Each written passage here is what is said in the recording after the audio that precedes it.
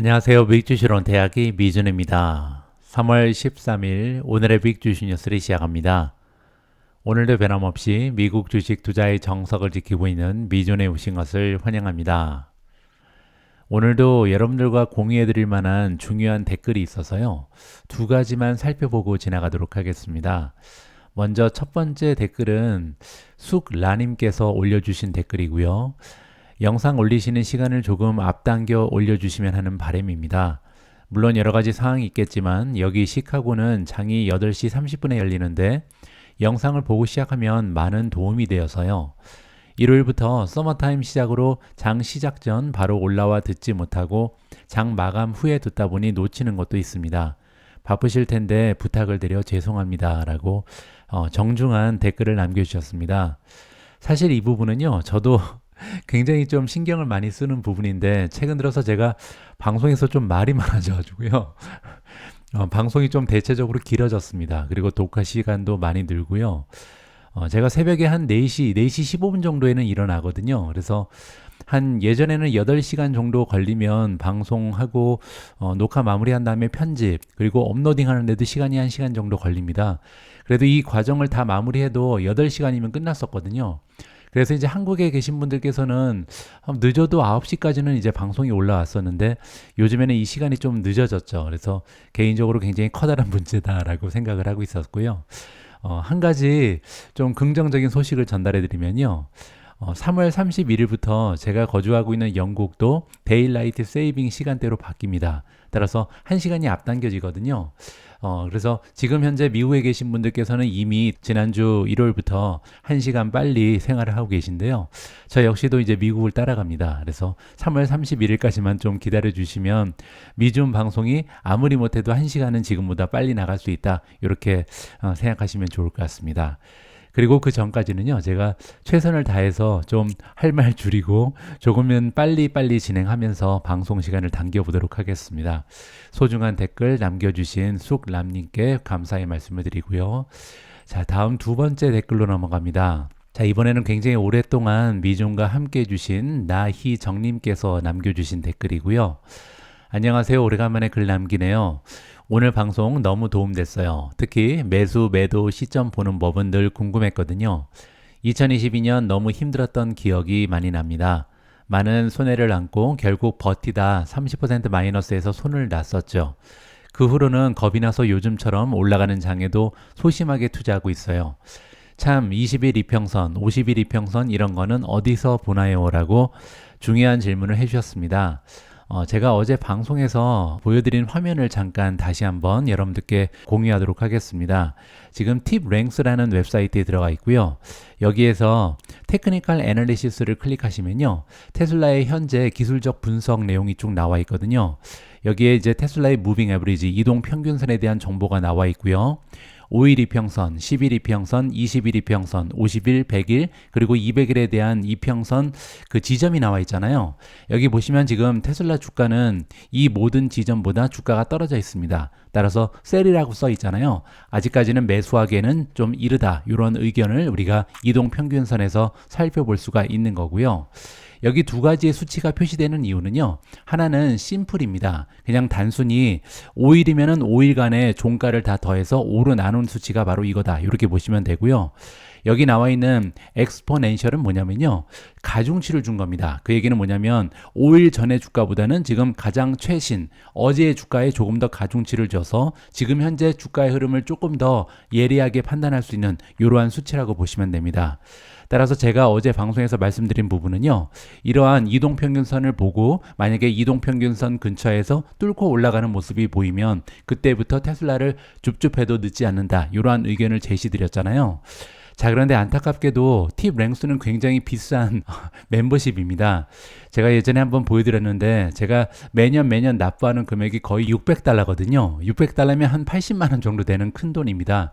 그래서 팁랭스에 굳이 가입하지 않으시고 지금 여러분들께서 가입해 놓으신 시킹알파를 통해서도 비슷한 정보를 찾아보실 수 있거든요. 테슬라 페이지 들어오셔서 모멘텀으로 이동을 하시면요. 밑으로 쭉 내려오시면 여기 이동평균선이 나와 있습니다. 한 가지 안타까운 부분은 10일, 50일, 100일, 200일은 표시가 되는데 20일 이평선이 나와 있지 않잖아요. 어제 방송에서 말씀드린 것처럼 20일 이평선이 굉장히 중요한 단기적인 흐름을 파악해 볼 수 있는 좋은 수치가 되는데 이 부분은 제가 시킹알파 본사에 이미 요청을 해놨습니다. 자, 그리고 한 가지 더 보여드릴 부분은 뭐냐면요. 이러한 정확한 수치보다 이 그래프의 움직임, 기울기를 살펴보시는 것도 굉장히 많이 도움이 됩니다. 뭐 예를 들어서 50일 이평선에다가 커서를 올려놓으면요. 자, 지금 현재 분홍색 라인이 보이잖아요. 근데 지금 분홍색 라인이요. 2023년 7월부터 계속해서 밑으로 내려가고 있죠. 따라서 지금 현재는 모멘텀이 아직 회복 단계에 있지 않다는 것을 직접 한번 우리가 기울기를 통해서 볼 수가 있습니다. 따라서 단순히 이 무빙 에버리지 숫자 말고도요.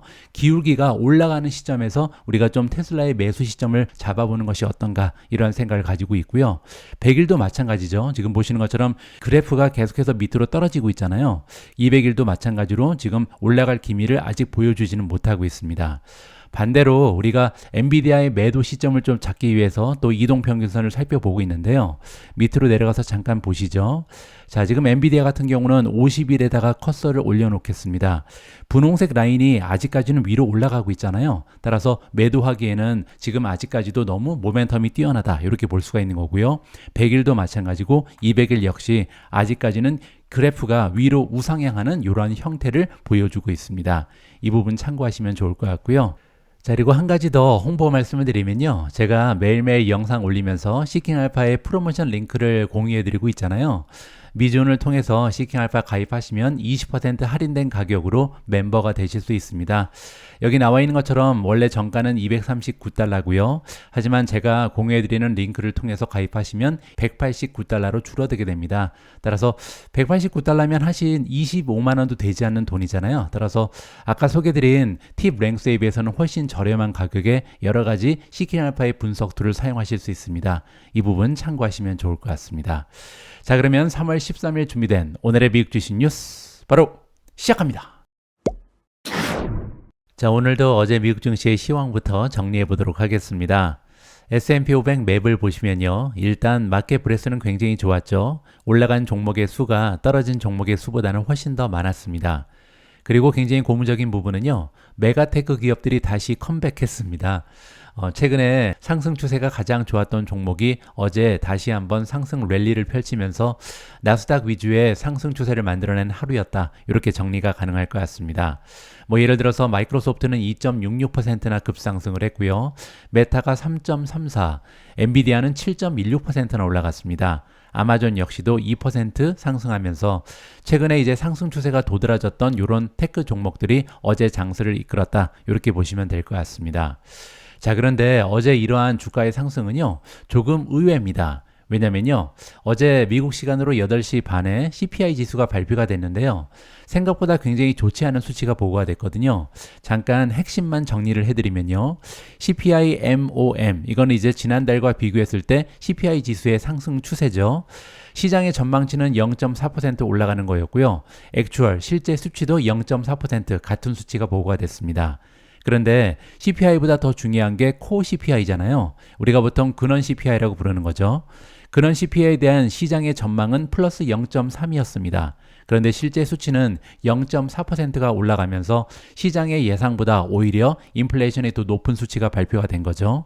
자, 그리고 작년과 비교했을 때도요. CPI는 3.2%가 올라갔는데 전망치는 3.1이었습니다. 따라서 0.1%포인트 높은 수치가 발표가 됐고요. 근원 CPI 역시도 작년 대비 3.8%가 올라갔거든요. 이 역시도 전망치는 3.7이었기 때문에 전망에 비해서 높은 수치고요. 연준에서 기대하고 있는 2%에 비하면 아직도 갈 길이 멀다. 따라서 어제 발표 수치는 그렇게 긍정적이지 못했습니다. 그럼에도 불구하고 최근에 메가테크 기업 위주로 시장이 많이 떨어져 있는 상황이었기 때문에 추가로 떨어지기보다는 오히려 주가에 선반영됐던 것이 반등을 시작했다. 자, 이런 모습을 봤을 때요. 정말 우리가 주식시장을 예측한다는 것은 불가능하다는 것을 다시 한번 재확인할 수가 있었습니다. 어제 제가 여러분들과 공유한 그런 영상에서 톱니가 잠깐 등장을 했었는데요. 톱니가 뭐라 그랬냐면 이번에 CPI 지수가 예상치보다 높게 나올 것이다. 따라서 우리가 줍줍의 기회를 맞이할 수 있다. 이런 기사 내용이 있었잖아요. 자, 그래서 톱니가 반은 맞췄죠. 그래서 CPI 지수가 생각보다 높은 것은 사실이었습니다. 하지만 톱니가 맞히지 못한 부분은요. 이렇게 좋지 않은 CPI 지수가 발표돼도 시장은 올라갈 수 있다. 이 부분이었고요. 따라서 다시 한번 미국 주식에 투자하는 우리 투자자 입장에서는요. 조금은 겸허한 자세로 시장을 맞출 수 없다. 이러한 것을 전제로 투자 전략을 짜는 것이 더 유리하다는 것을 다시 한번 확인해 볼 수가 있었습니다. 3대 지수의 움직임을 정리해 보겠습니다. 다우존스가 0.61% 올라갔고요. S&P 500은 1.12% 상승했습니다. 마지막으로 메가테크 기업들이 좋았기 때문에 나스닥이 1.54% 급등 추세를 만들어냈고요. 어제 주가 흐름이 가장 좋았던 성장주입니다. 사운드 하운드 AI가 굉장한 추세를 만들어내고 있고요. 15.89% 추가적으로 상승을 했습니다. 리오토가 8.91% 올라가면서 두 번째로 상승 추세가 좋았고요. 세 번째로 SMCI 슈퍼 마이크로 컴퓨터도 7.66% 급등했습니다. 네 번째 마이크로 스트래티지가 나오는데요. 최근에 추세가 굉장합니다. 제가 매수한 이후에 계속해서 주가의 상승률이 굉장히 도드라지는데요. 어제도 7.35% 추가적으로 상승을 했습니다. 엔비디아가 7.16% 올라가면서 시장을 주도했고요. BYD가 플러스 5.14%, 서비스나우 플러스 4.34%, TSMC 3.87% 추가적으로 상승했습니다. 인피니온이 플러스 3.85%, 크라우드 스트라이크 플러스 3.75%, 센티넬이 플러스 3.63%, 메타가 3.34% 올라가면서 가장 좋은 추세를 만들어낸 성장주의 이름을 올렸습니다. 다음에는 어제 이러한 상승 추세에도 불구하고 주가가 떨어진 종목을 살펴보면요. 아사나가 12.7% 떨어지면서 가장 좋지가 않았고요. 퍼시픽 바이오가 마이너스 8.86, 인페이즈 에너지 마이너스 5.98, 인텔리아 마이너스 5.96, 차지포인트 마이너스 4.69, 파가야 테크놀로지 마이너스 4.66, 에디타스 마이너스 4.33, 유니티 소프트웨어 마이너스 4.13, 업스타트 마이너스 3.69, 버진 갤럭틱 마이너스 3.47, 플러그 파워 3.28% 떨어지면서 가장 추세가 좋지 않았습니다. 어제 역시도 떨어진 종목들은요, 대부분 다 최근에 모멘텀이 가장 떨어지는 이런 종목 위주로 하락 추세가 도드라졌다. 이 부분을 확인해 볼 수가 있고요. 여기 보시면 모멘텀 그레이드가 있잖아요. 현재 시킹알파가 제공하고 있는 모멘텀 그레이드 역시 대부분이 푸른색을 내지 못하고 굉장히 좋지 않은 점수를 받고 있는 것을 확인해 볼 수가 있습니다. 반면 어제 주가가 올라갔던 종목들은요, 최근에 추세가 대부분 좋았던 종목들이죠. 그리고 모멘텀 그레이드를 봐도 A+, 그리고 A-, A0 이렇게 양호한 점수를 받는 종목이 대부분이었다는 것을 확인해 볼 수가 있었습니다. 다음에는 미존 탑12의 성적표를 살펴보도록 하겠습니다. 미존 탑12 중에는 SMCI가 7.66% 올라가면서 가장 좋았고요.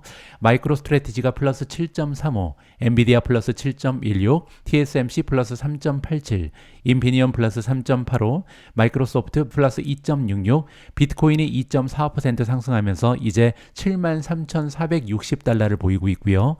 아마존이 플러스 1.99, 우버 플러스 1.10, CRM, 세일즈포스가 0.20% 상승했습니다. 반면 세 종목은 떨어졌는데요. 테슬라가 마이너스 0.13% 소폭 하락했고요. 익스페디아가 마이너스 0.23, 팔란티어가 2.56% 하락하면서 가장 좋지 않은 추세를 만들어냈습니다. 어제는 한 가지 주목할 만한 부분이 있는데요. 바로 비트코인의 가격 그리고 MSTR 주가의 흐름입니다. 지금 현재 비트코인의 가격은 73,460까지 올라갔습니다. 그런데요, 2.1% 플러스를 보이는 이유는 지금 방금 몇 시간 동안 급상승했기 때문이고요. 사실 어제만 해도 비트코인의 가격은 약간 주춤하는 형세를 만들어냈습니다.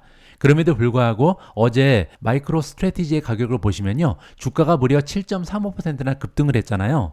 이 부분은 굉장히 특별한 의미가 있습니다. 왜냐면요, 원래는 비트코인과 마이크로 스트래티지의 상관 계수가 0.96이라고 말씀드렸죠. 따라서 96%의 확률을 가지고 똑같은 주가의 흐름을 보이는 것이 두 개의 종목입니다. 그런데 어제 같은 경우는요, 상관계수에 상관없이 MSTR 혼자 올라가는 현상을 만들어낸 거죠.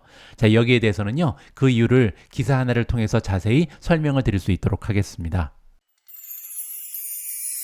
자, 그래서 오늘 첫 번째 기사로는요, 마이크로 스트래티지 관련된 이야기를 준비했습니다.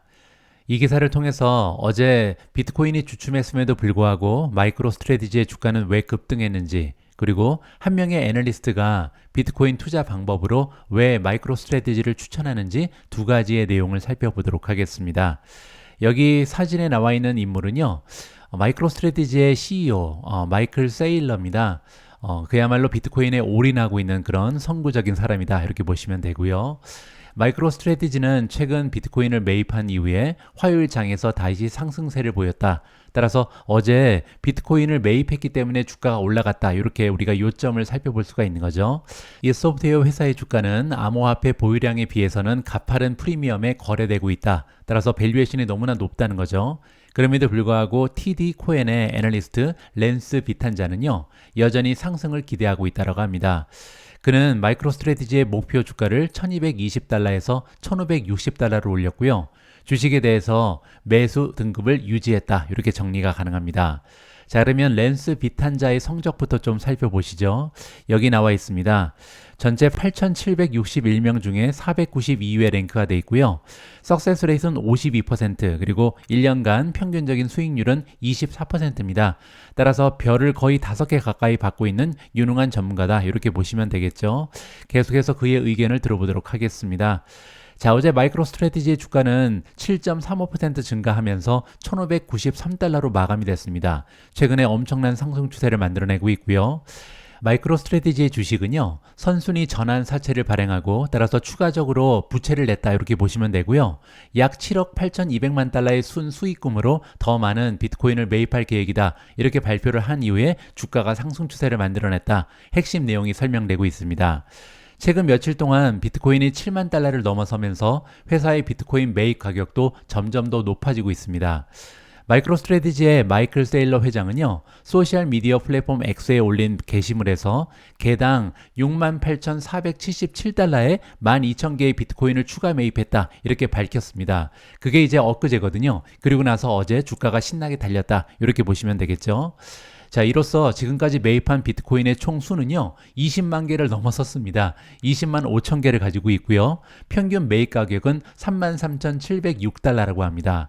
자, 이 주식은 비트코인 보유량에 비해서는요, 프리미엄이 굉장히 많이 올라가고 있습니다. 하지만 TD코인의 비탄자는 화요일 날 연구 노트에서, 리서치 노트에서 얘기하기를 여전히 암호화폐에 노출될 수 있는 가장 매력적인 방법 중에 하나다, 이렇게 주장을 했고요.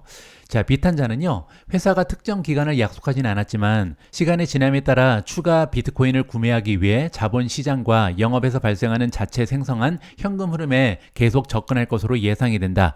이 얘기는요, 두 가지 방법을 통해서 계속해서 비트코인을 살 수 있는 자금을 생성한다는 거죠. 첫 번째는 자본시장이죠. 따라서 채권을 계속해서 발행할 가능성이 높다. 두 번째는요, 영업을 하잖아요. 따라서 소프트웨어에서 들어오는 현금 흐름을 계속해서 비트코인을 매입하는 데 사용할 것이다. 그리고 이것이요, 다른 비트코인 투자 수단에 비교해서 중요한 차별화 요소다. 이게 무슨 얘기냐면요, 레버리지 효과가 있다는 얘기입니다. 왜냐면 비트코인 가격이 예를 들어서 100% 올라갔어요. 그런데 이 마이크로 스트래티지 같은 경우는 계속해서 비트코인을 더 추가하고 있잖아요. 따라서 100% 이상의 상승 효과를 만들어낼 수 있는 거죠. 비트코인의 숫자가 계속해서 늘어나면서 점점 더 레버리지 효과가 커지고 있다, 이렇게 이해하시면 좋을 것 같습니다. 부채 수준을 감안할 때 마이크로 스트래티지는 관리 수수료가 없는 레버리지 비트코인 플레이로 암호화폐를 보유하는 현물 ETF의 대안으로서 우리가 생각하면 좋을 것 같습니다. 하지만 그럼에도 불구하고 프리미엄 밸류에이션으로 인해서 비트코인 하락에 굉장히 취약할 수 있다. 제가 어제 말씀드린 것처럼요, 상관계수가 0.96, 따라서 96%의 확률을 가지고 비트코인과 함께 움직입니다. 그리고 베타 지수가 1.5잖아요. 그 얘기는 비트코인이 10% 떨어지면 마이크로 스트래티지는 15% 하락할 가능성이 높다. 이 부분이 가장 커다란 리스크고요. 하지만 그럼에도 불구하고 부채 수준이 아직까지는 높지 않습니다. 제가 잠깐 들어가서 보여드리면요, 가장 밑쪽으로 내려가시면 메인 페이지에 이제 발란시시 정리가 돼 있잖아요. 여기 나와 있습니다.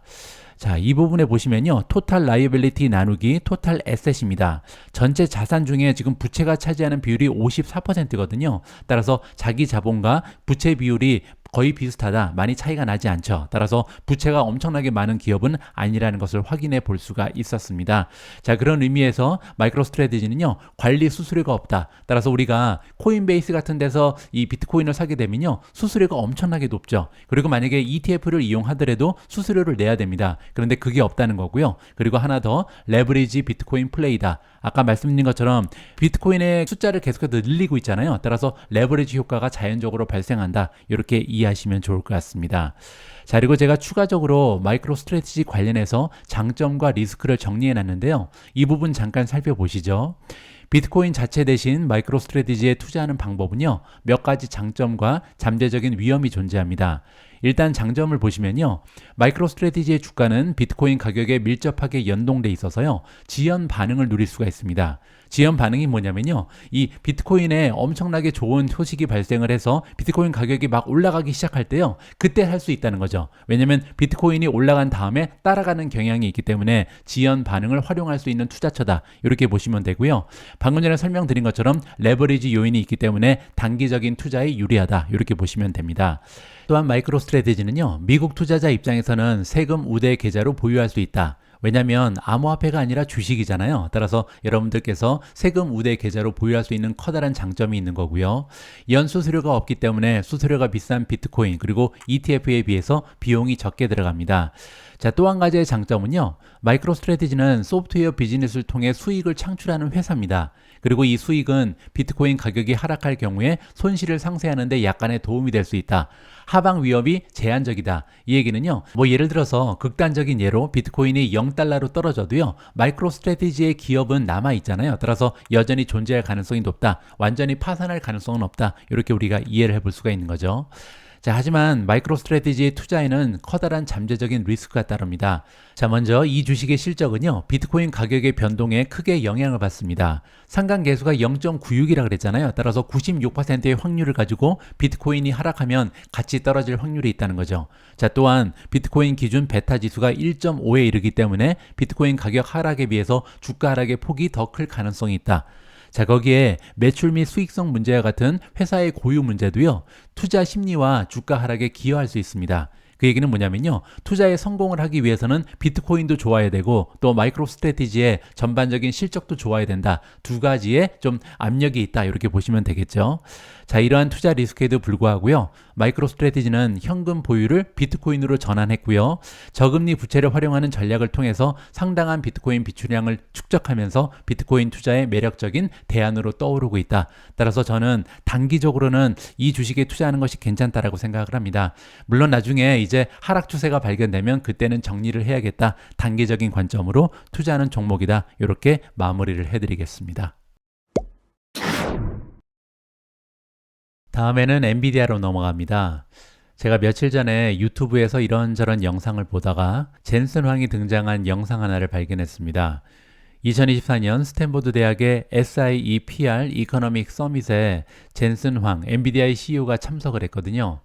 그래서 이 영상을 보다가 이거를 자막 작업해서 좀 공유를 드릴까 이런 생각까지 했었거든요. 근데 보시는 것처럼 영상의 길이가 55분입니다. 그래서 너무 좀 챌린징한 것 같아서 포기를 했는데요. 다행히 이 영상의 키 핵심을 정리해주는 기사 하나를 발견했습니다. 젠슨왕이 뭐라 그랬냐면요, 경쟁사의 무료 AI 칩도 엔비디아의 GPU를 이길 수 없다. 굉장히 자신만만한 그런 코멘트를 날렸거든요. 어떤 내용인지 한번 살펴보도록 하겠습니다. 엔비디아의 CEO 젠슨왕은요, 최근 무대에 올라서 엔비디아의 GPU가 경쟁사의 칩이 공짜라고 해도 경쟁이 되지 않을 만큼 우수하다, 이렇게 주장을 했습니다. 거기에 대한 근거도 제시했는데요. AI 데이터 센터의 총 소유 비용, 우리가 토탈 코스트 오브 오너십이라고 부르는 거고요. 따라서 이런 모든 비용을 다 합쳐서 계산을 해보면 엔비디아의 GPU가 그렇게 비싸지 않다, 이렇게 설명을 했습니다. 젠슨왕의 이런 발언은요, AMD, 인텔, 그리고 에이직 및 기타 유형의 맞춤형 AI 실리콘을 보유한 다양한 경쟁사들, 뭐 예를 들어서 브로드컴이라든지 마벨 테크놀로지를 얘기하는 거죠. 이 모든 반도체 기업들을 싹 다 무시한 거잖아요. 따라서 논란이 될 것으로 보인다라고 나와 있습니다. 스탠포드 대학의 경제학 명예교수 찰스 쉬압입니다. 따라서 아까 인터뷰를 진행하던 사람이 바로 찰스 쉬압이죠. 굉장히 유명한 경제학자다, 이렇게 보시면 되고요. 찰스 쉬압 앤 컴퍼니를 만든 창업자입니다. 자, 어쨌든 둘이 대화를 하다가 이런 질문을 받았습니다. 엔비디아만큼 좋지는 않지만 충분히 좋고 훨씬 저렴하다고 주장하는 경쟁사에 의해서 어려움에 직면할 가능성이 있을까? 위험이 뭘까요? 이렇게 지금 찰시 슈왑이 물어봤거든요. 자, 그랬더니 젠순왕이 이렇게 대답했습니다. 우리는 지구상에서 그 누구보다 경쟁이 치열합니다. 따라서 지금 현재 반도체 산업의 경쟁이 굉장히 치열하다고 얘기했죠. 자, 그리고 또한 경우에 따라서는요, 엔비디아의 고객조차도 경쟁자다. 이 얘기는 뭐냐면요, 메가테크 기업을 얘기하는 겁니다. 아마존이라든지 마이크로소프트, 메타도 마찬가지고요. 이런 최대 고객들이 사실 그들의 자체 칩을 개발하고 있잖아요. 따라서 경쟁 기업이다 이렇게 얘기하는 거고요. 자, 또한 젠순왕은요, 엔비디아가 대체 AI 프로세서를 설계하는 고객을 적극적으로 돕고 있다. 이것도 굉장히 중요한 얘기인데요. 어차피 아마존, 메타, 마이크로소프트 이런 기업들이요, 자체 칩을 개발하는 것은 시간 문제인 것 같습니다. 따라서 오히려 이들 기업을 돕고 있다는 거죠. 따라서 마벨 테크놀로지라든지 브로드컴과 손잡고 자체 칩을 개발하지 말고 우리랑 같이 만들자, 이렇게 이해하시면 될 것 같습니다. 그리고 향후에 출시될 엔비디아 칩을 로드맵에 공개하는 데까지 나아가고 있다. 따라서 H100 이후에는 어떤 게 나오는지, 향후에 어떤 칩을 계속해서 출시할지 완전히 공개하면서 경쟁을 하고 있다. 이렇게 얘기하는 거죠. 그래도 문제 없다는 겁니다. 젠순왕은요, 현재 누구도 넘볼 수 없는 엔비디아의 독보적인 판매 포인트를 설명했습니다. 그건 뭐냐면요, 특정 알고리즘을 잘 수행하도록 칩을 만들 수 있을 뿐만 아니라 엔비디아의 GPU는요, 프로그래밍도 가능하다. 따라서 맞춤형 칩이 필요 없다. 이렇게까지 얘기할 수 있는 거고요. 자, 그리고 또한 엔비디아의 플랫폼은요, 모든 클라우드 컴퓨터 회사에서 훌륭한 표준이다. 스탠다드가 이미 되어 있다는 거죠. 이 부분이 굉장히 중요합니다. 따라서 금융 서비스에서 제조업에 이르기까지 다양한 고객을 지원하고자 하는 일반적인 데이터 센터는요, 엔비디아 하드웨어를 선호할 수밖에 없다. 왜냐하면 많은 고객사, 기업 입장에서는요, 엔비디아가 표준이기 때문에 표준이 설치되어 있는 데이터 센터를 원하겠죠. 이렇게 우리가 이해를 하면 좋을 것 같고요.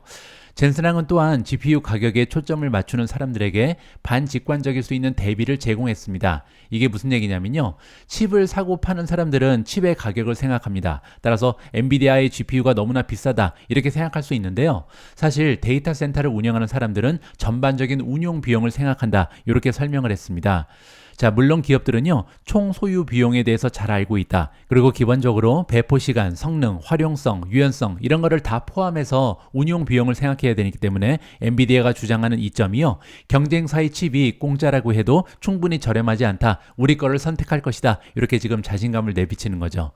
따라서 우리는 GPU의 가격이 중요한 것이 아니라 데이터 센터를 운영할 때 들어가는 총 소유 비용, 이걸로 승부를 걸겠다. 이렇게 핵심을 마무리할 수가 있을 것 같습니다. 자, 밑에 제가 참고로 여러 가지 정보를 좀 올려놨는데요. AI GPU의 시장 점유율입니다. 2023년 12월 기준이고요. 보시는 것처럼 엔비디아의 점유율은 92%입니다. 엄청난 수치죠. 그리고 지금 AMD가 3% 정도를 가져가고 있다. 몇 달 전의 수치이기 때문에 계속해서 좀 업데이트를 해야 될 것 같고요. 자, 그리고 밑에 내려가서 보시면 엔비디아의 H100를 누가 사고 있는지 우리가 직접 확인을 해볼 수가 있습니다. 현재 최고의 고객은요, 메타랑 마이크로소프트고요. 그 밖에도 구글, 아마존, 오라클, 그리고 이제 중국 기업이 몇 개 나오고요. 테슬라가 가장 마지막에 위치해 있습니다. 따라서 이런 기업들이 지금 현재로서는 H100를 가장 많이 가져가고 있는 기업들이다. 이렇게 이해가 가능할 것 같습니다. 다음에는 오래간만에 슈퍼 마이크로 컴퓨터 관련된 아티클을 준비했습니다. 어제 SMCI의 주가 흐름이 굉장히 좋았는데요. 7.66%나 하루 만에 급등을 했습니다. 주가는 어느덧 1163을 찍고 있고요. 자, 어제 이렇게 슈퍼 마이크로 컴퓨터의 주가 흐름이 좋았던 이유 중에 하나는요, 바로 이 기사 때문입니다. 해지아이라는 투자기관에서 슈퍼마이크로의 주가가요, 아직도 45%나 추가적으로 상승할 수 있다, 이렇게 엄청난 전망을 제시했거든요. 그들의 의견을 한번 들어보시죠.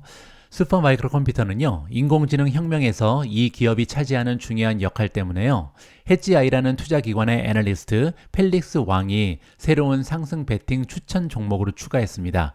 따라서 탑픽을 모아놓은 이런 리스트에 추가를 했다라고 보시면 되는 거고요. 주가는 화요일 거래에서 7% 상승했습니다. 그리고 슈퍼마이크로의 주가는요, 올해 들어서만, 지금 아직까지 3월이 끝나지도 않았잖아요. 3월 13일인데 4배 이상 상승을 하는 엄청난 상승 추세를 만들어내고 있습니다. 펠리스 왕에 따르면요, 슈퍼마이크로의 가장 커다란 강점은 특히 AI GPU 기반 서버를 구축할 때 엔비디아와 긴밀히 협력하고 있다는 점이다. 뭐 이렇게 얘기하는 사람도 있더라고요. 예전부터 엔비디아랑 슈퍼마이크로는 굉장히 좀 가까이 위치해 있거든요. 그리고 두 사람 다 중국 태생이잖아요. 대만 출신이죠. 따라서 이 사람들이 굉장히 각별한 우정을 쌓고 있다. 따라서 예전부터 친구 사이다. 이런 얘기가 들려옵니다.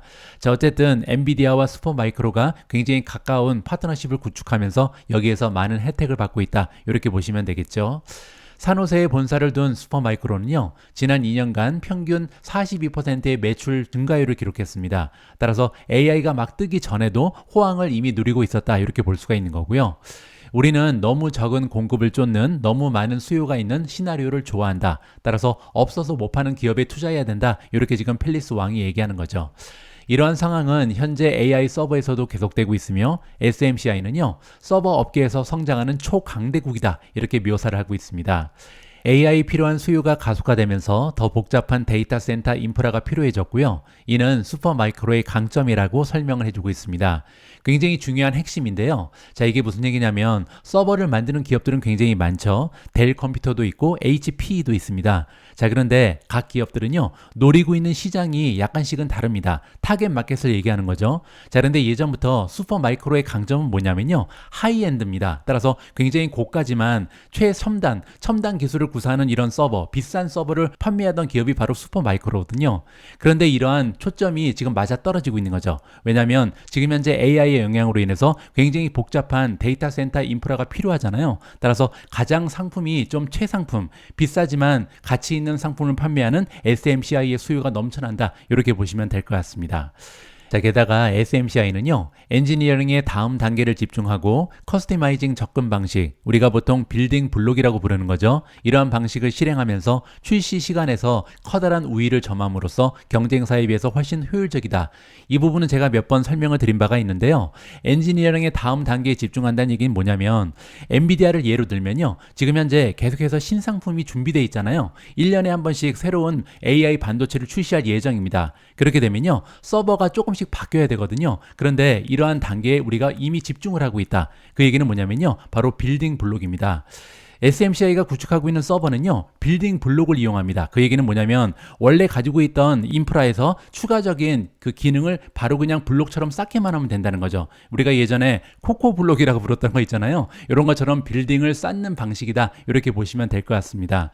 자, 따라서 출시 시간에서 우위를 점할 수밖에 없겠죠. 왜냐면 처음부터 다시 만들어야 되는 것이 아니고요, 이미 기존에 만들어 놓은 서버에다가 업그레이드만 하면 된다. 따라서 굉장히 빠른 시간에 새로운 칩을 가지고 서버를 구축할 수 있는 인프라가 구축되어 있는 거죠. 자, 따라서 해지아이는요, 2025년 회계년도에는 슈퍼마이크로의 주당 순이익이 $35에 이를 것이다. 그리고 2027년에는요, 주당 $58까지 가능하다. 이러한 예상을 안겨주고 있습니다. 한번 계산을 좀 해볼까요? $58까지 만들 수 있다. 그리고 곱하기 슈퍼 마이크로 컴퓨터의 현재 위상을 생각하면 멀티플을 한 30배는 받을 수 있겠죠. 따라서 곱하기 30을 하면요, 주가가 1740까지는 가능할 것 같습니다. 물론 이제 2027년 회계년도이기 때문에 지금보다 한 2년 정도는 기다려야 되겠다. 이렇게 보면 될 것 같고요.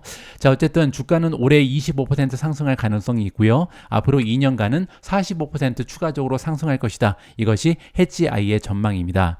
자, 보시면요, 시킹알파의 퀀트 시스템은 아직까지도 강력 매수를 주장하고 있는데요. 다시 한번 보여드리죠. 5점 만점에 4.99입니다. 거의 만점을 받고 있고요. 만점을 못 받는 이유는 지금 밸류에이션이 C+로 조금 높아져 있다. 이렇게 보시면 되겠죠. 자, 그리고 한 가지 굉장히 재밌는 부분을 보여드리고 싶은데요. 퀀트 레이팅은 히스토리를 확인해 볼 수가 있습니다. 그 얘기는 뭐냐면요, 언제부터 퀀트 레이팅이 슈퍼마이크로 컴퓨터를 추천했는가, 이 부분을 살펴보는 거죠.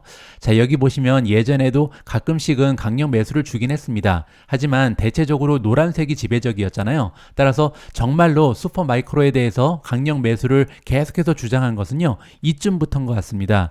여기 날짜를 보시면요, 언제부터죠? 2021년 11월 말입니다. 따라서 이때부터는 그 SMCI 주가가 $40에 불과했는데 대부분의 기관에서 계속해서 강력 매수를 주장하고 있잖아요. 물론 중간중간에 노란색이 보이긴 합니다. 하지만 대체적으로 2021년 11월부터는 강력 매수가 지배적인 레이팅이었다. 이렇게 보시면 되겠죠. 그 얘기는요, $40에서 지금 현재 주가가 1163까지 올라와 있습니다. 그러면 29배인가요? 퍼센티지로는 2800% 상승한 셈입니다. 따라서 정리를 해보면요. 2년 4개월이라는 굉장히 짧은 기간 동안 슈퍼마이크로 컴퓨터의 주가는 무려 29배, 거의 30배 가까이 급상승을 했고요. 이러한 급상승을 시킹알파가 제공하는 퀀트 레이팅은 정말 정확하게 진단을 해냈다. 따라서 앞으로도 우리가 주식을 분석할 때는요, 퀀트 스코어, 퀀트 레이팅에 조금 더 관심을 가지고 확신을 가지고 좀 지켜볼 필요가 있다, 참고할 필요가 있다, 이렇게 마무리가 가능할 것 같습니다. 다음은 테슬라 관련된 소식을 준비했습니다. 테슬라가 동남아시아에서 BYD와 재대결을 펼친다라는 흥미진진한 스토리고요.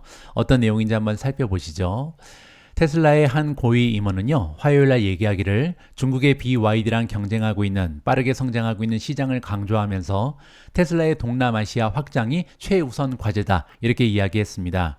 제가 볼 때도요, 테슬라의 지금 가장 커다란 숙제 두 개는요, 새로운 시장을 개척하는 거, 그리고 새로운 모델을 내놓는 거죠. 따라서 이런 식으로 계속해서 잠재 시장을 확장시켜 놔야 된다, 개인적으로 판단합니다.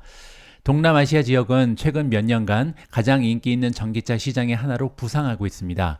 특히 미국에서 수요가 둔화되는 시점에 테슬라의 대규모 고객 기반을 제공할 수 있는 잠재력 있는 그런 지역이 바로 동남아다, 이렇게 볼 수가 있는 거죠. 테슬라의 공공정책 그리고 사업개발 담당 수석 임원인 로안 파텔이 나오는데요. 자, 이 임원이 뭐라 그랬냐면 동남아시아는 향후 몇 년간 배터리 저장 그리고 전기 자동차 채택에서 주요 성장 지역이 될 것이다. 따라서 이 지역을 점령하는 것이 굉장히 중요하다. 이렇게 인식을 하고 있는 거죠. 자, 파텔은 말레이시아에서 모델 Y 차량의 첫 인도를 기념하는 사용자 게시물에 응답하는 과정에서 이렇게 이야기를 했고요. 테슬라는 또한 말레이시아에서 소형 세단인 모델 3를 판매하고 있는 중입니다. 따라서 어제는요, 굉장히 중요한 의미가 있는 날이었죠. 말레이시아 시장에 드디어 모델 Y를 첫 번째로 판매했다, 인도하는 그런 날이었다, 이렇게 보시면 되고요. 말레이시아 정부는 작년에 테슬라에 말레이시아에서 자동차를 판매할 수 있는 라이선스를 부여했고요. 충전소 네트워크도 구축할 것이다, 이렇게 밝힌 바가 있습니다. 테슬라는 동남아시아 최대의 자동차 생산 그리고 수출국인 태국을 포함한 다른 국가에서도 사업을 확장하기 위해서 협상을 진행 중입니다. 좀 이러한 협상을 빨리빨리 진행했으면 좋겠다라는 개인적인 바람을 가지고 있고요. 태국 정부 관계자는 이달 초에 테슬라가 2023년 말 부지를 조사한 이후에 잠재적인 생산 시설에 대해서 논의하고 있다, 여기까지 업데이트가 되어 있는 상황입니다. 하지만 테슬라의 동남아시아에 대한 야망을 성취하기 위해서는요, 이 지역에서 판매되는 전기차의 4분의 1 이상을 이미 차지하고 있는, 그리고 경쟁업체를 제치고 선두를 달리고 있는 BYD와의 경쟁에서 이겨야 됩니다. 따라서 동남아에서 이미 전기차 1등은 BYD거든요. BYD를 넘어서야 테슬라에 설 자리가 있다, 이렇게 볼 수가 있는 거죠. 테슬라의 소비자 직접 판매 방식과는 달리 BYD는요, 현지 대기업과 파트너십을 맺었습니다. 따라서 진출 범위도 넓힐 수 있고 소비자 선호도를 이미 테스트할 수 있는 기반이 마련이 되고 있는 거고요. 이 지역에 복잡한 정부 규제를 헤쳐나갈 수 있는 장점이 있는 기업이 BYD다. 이 부분은요, 사실 BYD의 접근 방법이 조금 더 효과적이지 않을까 개인적으로 생각이 듭니다. 왜냐면요, 아시아의 대부분의 지역이 아직까지는 약간 낙후됐잖아요. 특히 정치적으로 그렇습니다. 따라서 정경 유착 같은 게 굉장히 많이 있는 나라가 아직까지는 동남아시아다. 그런 면에서 현지 대기업과 파트너십을 맺으면요, 굉장히 유리한 입지를 차지할 수 있다, 개인적으로 판단이 됩니다. 자, 리서치 기업 카운터포인트에 따르면요, BYD는 2023년 2분기 가장 마지막 업데이트인데요, 작지만 빠르게 성장하는 동남아시아 전기차 시장에서 전체 자동차의 26%를 판매하고 있습니다. 반면 테슬라는 아직까지 8%를 차지하는데 그치고 있다. 따라서 아직까지는 갈 길이 멀죠. 자, BYD를 제치고 테슬라가 얼마까지 성장이 가능할지 이 부분에 대한 시장 점유율을 계속해서 확인할 필요가 있을 것 같습니다. 참고로 전기차는요, 해당 분기 전체 승용차 판매량 중에서 전분기에는 3.8%였는데 이거보다는 증가한 6.4%의 비중을 차지하고 있는 상황입니다. 따라서 아직까지는요, 전체 판매량의 10%도 되지 않는 게 전기 자동차죠. 따라서 지금 현재로서는 테슬라가 8%밖에 차지 못하면서 굉장히 좀 밀리는 모습인데요, 아직까지는 시작에 불과하다. 따라서 기회는 얼마든지 열려있다, 이렇게 긍정적으로 마무리가 가능합니다. 오늘 마지막으로 준비된 기사에는 반가운 얼굴이 보입니다. 지난 주말 미준 방송에 출연하셨던 최고의 테크 애널리스트 마크 마우니가 나오는데요. 마크 마우니가 새롭게 일렉트릭 11이라는 리스트를 만들어서 투자자들한테 추천을 하고 있습니다. 어떤 내용인지 한번 읽어보시죠. 에버코어 ISI에 따르면요, 매그니피센트 세븐의 왕좌를 빼앗을 새로운 주식 집단이 등장할 수 있다. 이렇게 예고를 하고 있습니다. 매그니피센트 세븐의 기술주들이 주가를 사상 최고치까지 끌어올렸지만 이들 모두가 상승세를 이어나가지는 못할 것이다. 이러한 징후가 이미 나타나고 있다. 이렇게 주장을 하고 있고요. 올해 매그니피센트 그룹에서 가장 뒤처진 두 종목은요. 애플과 테슬라, 우리가 잘 알고 있는 부분이고요. 중국 시장에서의 판매 악화로 인해서 올해 각각 애플은 10% 그리고 테슬라는 무려 28%나 하락 추세를 만들어냈습니다. 카운터포인트 리서치에 따르면요. 2024년 첫 번째 6주 동안 애플의 중국 내 아이폰 판매량은요. 경쟁 스마트폰 업체와의 치열한 경쟁으로 인해서 무려 24%나 급감 추세를 보이고 있습니다. 마찬가지로 중국 전기 자동차 시장의 가격 정쟁은 테슬라 주가의 하락 압력을 가하고 있는 상황이고요. 따라서 두 종목 모두 중국에서 고전을 면치 못하면서 주가가 하락하고 있다. 이렇게 볼 수가 있는 거죠. 에버코어 ISI의 수석 기술 분석가인 마크 마우니는요, 최근 메모에서 일렉트릭 11이라는 이름으로 시장의 실적을 증가할 잠재력이 있는 새로운 기업군을 제시했습니다. 자, 어떠한 기준을 가지고 이 기업들을 선정했는지 이 부분이 궁금한데요. 여기 설명이 나와 있습니다. 일단은 총 공략 가능 시장, 우리가 토탈 애드레서블 마켓이라고 부르는 거죠. 전체 잠재 시장의 규모가 얼마나 큰지 이 부분을 보고요. 경영 품질, 이쪽은 리더십입니다. 얼마나 유능한 리더가 이끌고 있는 기업인가, 제품 혁신, 가치 제한, 미래 프리미엄 성장, 이익 전망, 이거를 다 기준으로 삼아서요. 이들 기업들이 최고 품질의 주식으로 간주된다. 이렇게 발표를 했습니다. 그리고 이 E11 포트폴리오가 향후 몇 년 동안 좋은 성과를 낼 것이라는 확신을 가지고 있다. 이렇게 자신 있는 목소리를 냈고요. 참고로 이번에 발표된 E11 바스켓에는요. 매그니피센트 세븐의 세 종목이 포함이 되어 있다고 합니다. 그리고 향후에 추가 종목을 만들어낼 수 있다. 추가 종목이 들어갈 가능성도 있다. 이렇게 마우니가 얘기했고요. 자, 그러면 11종목의 이름을 살펴보도록 하겠습니다. 가장 위에 우버가 보이고요. 두 번째로 트레이드 데스크, 세 번째 스포티파이, 네 번째 쇼피파이, 넷플릭스도 보입니다. 메타 플랫폼즈, 알파벳, 도어대시, 부킹홀딩스, 아마존, 에어비앤비 이렇게 11종목이요. 이번에 최고의 테크 애널리스트 마크 마우니가 추천하는 11종목이다. 이렇게 보시면 되고요. 제가 이 11종목을 가지고 지금 시킹알파의 포트폴리오를 만들어 놨습니다. 포트폴리오를 한번 분석해 보면 재미가 있을 것 같은데요. 과거 1개월 동안, 한 달 동안 주가 흐름이 가장 좋았던 종목은요. 1위가 우버고요. 두 번째로 도어대시, 세 번째는 스포티파이입니다. 그리고 6개월 동안 가장 주가 흐름이 좋았던 종목을 보시면 스포티파이가 66.89%로 가장 좋았고요. 두 번째가 메타 플랫폼, 세 번째 우버, 네 번째 도어대시, 다섯 번째 넷플릭스가 나옵니다. 자, 그러면 이번에는요. 레이팅을 좀 보면 좋을 것 같습니다. 시킹알파 퀀트스코어는 어떤 종목을 추천하고 있는지 보시면요. 가장 위에 구글이 혼자 강력 매수를 받고 있고요. 나머지 10종목은 모두 보유 의견에 머무르고 있습니다. 자, 이렇게 나머지 10종목이 모두 보유밖에 받지 못하는 이유는요. 바로 옆에 있는 밸류에이션 때문인데요. 현재 밸류에이션이 대체로 높은 종목이 굉장히 많이 편입이 돼 있다. 이렇게 보시면 되겠죠. 자, 마크 마우니가 맨날 얘기하는 게 성장률이 20% 돼야 된다. 이렇게 얘기했잖아요. 성장률 한번 살펴보시죠. 자, 과거 1년 동안의 성장률 그리고 다가오는 1년 동안 어느 정도의 성장률을 보일 것인지 여기 체크를 해보니까요. 쇼피파이가 22%, 트레이드 데스크가 21%, 도어대시가 21.4%를 예상할 수 있습니다. 따라서 이런 종목이 지금 성장률이 가장 도드라진다. 뭐 4위에 우버가 있는데요. 우버의 16%도 나쁘지 않죠. 자, 그리고 성장률만 좋으면 안 되겠죠. 과연 지금 현재 밸류에이션은 어떤지 한번 살펴보도록 하겠습니다. 자, PEG를 보는 게 가장 좋겠죠. 자, PEG가 가장 낮은 종목은 도어대시입니다. 도어대시 같은 경우는요. PER은 비교적 높은 편이죠. 47배인데요. 그럼에도 불구하고 성장률이 굉장히 좋기 때문에 PEG는 0.63밖에 되지 않습니다. 우버 같은 경우도 마찬가지죠. PE 레이시오는 포워드로 봤을 때 36배입니다. 하지만 성장률이 도드라지기 때문에 PEG는 0.86으로 떨어져 있는 상황이고요. 그 밖에도 부킹 홀딩즈가 1.14, 메타가 1.21, 넷플릭스가 1.22로 가장 양호한 PEG 레이시오를 보인다. 이렇게 정리를 해드릴 수가 있겠습니다. 3월 13일 오늘의 미국 주식 뉴스는 여기까지입니다. 오늘 방송도 여러분들 투자 활동에 작은아마 도움이 됐으면 합니다. 여러분들 방송이 마음에 드셨다면 소중한 댓글 그리고 좋아요 부탁드리고요. 그리고 투자 진행하시다가 생소한 용어가 나오거나 좀 어려운 부분이 있으시면요. 지체 말고 댓글을 통해서 질문 주시기 바랍니다. 그러면 오늘처럼 방송을 통해서 혹은 대댓글을 통해서 여러분들의 어려운 부분을 해결할 수 있는 해결사 역할을 하도록 하겠습니다. 자, 저는 내일 방송에서 다시 인사드리겠습니다. 편안하고 즐거운 하루 되시기 바랍니다. 우리 모두가 미국 주식 투자로 은퇴하는 그날까지 다 함께 화이팅입니다. 행복한 하루 되세요. 감사합니다.